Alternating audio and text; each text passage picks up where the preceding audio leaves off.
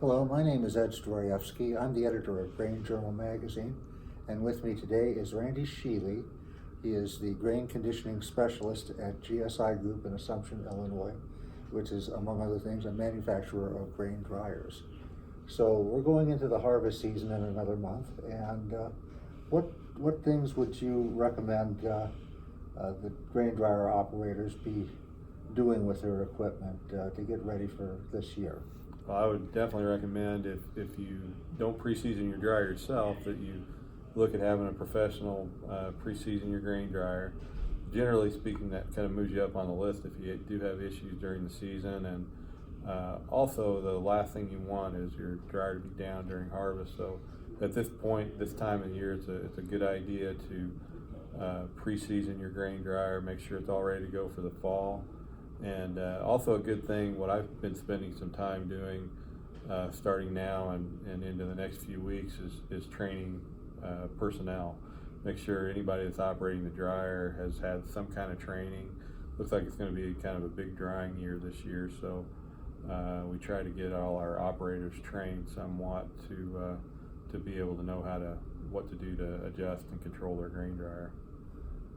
And an issue for many people at the elevator is getting the full capacity that the dryer is supposedly rated at.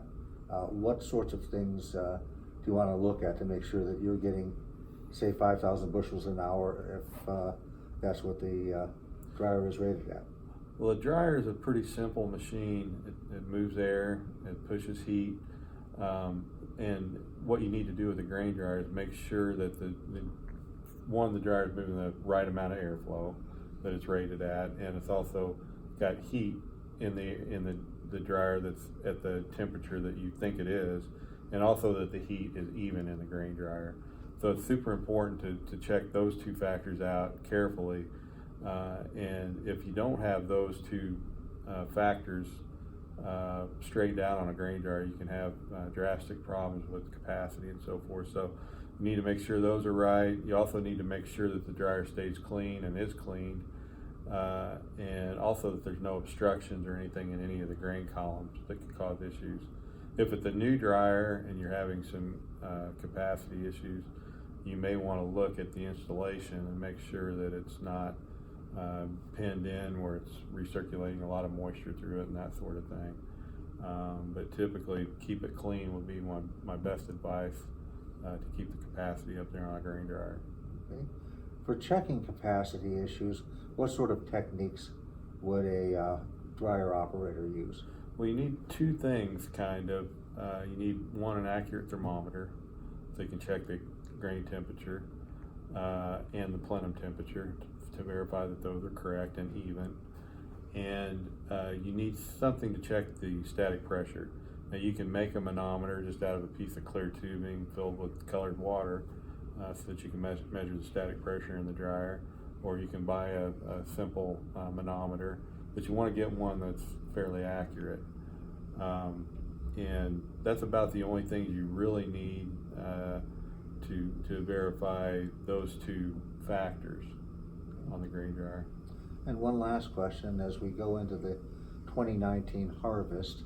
Are there any peculiarities about this year's crop that you should be watching out for? Well, I think that this year we're going to see a lot of variability. There's a lot of replant, a lot of late planting, a little bit got in early. So I think variability is going to be a really big issue this year. And by variability, I mean you may see some grain, some 40% grain mixed in with some that's 20%, and nothing's worse on a grain dryer than variability in the corn moisture. And that's gonna, that'll alter the capacity and in a bad way. The capacity won't be what you think it should be because of the variability in the corn. So that would be something I would be looking for. I would probably be looking for a little wetter grain this year than what I would call a typical year. For the average for the whole country, there'll probably be a lot more drying done this year than what is normally done. So, okay. Well, thank you, Randy, for your time. Thank you.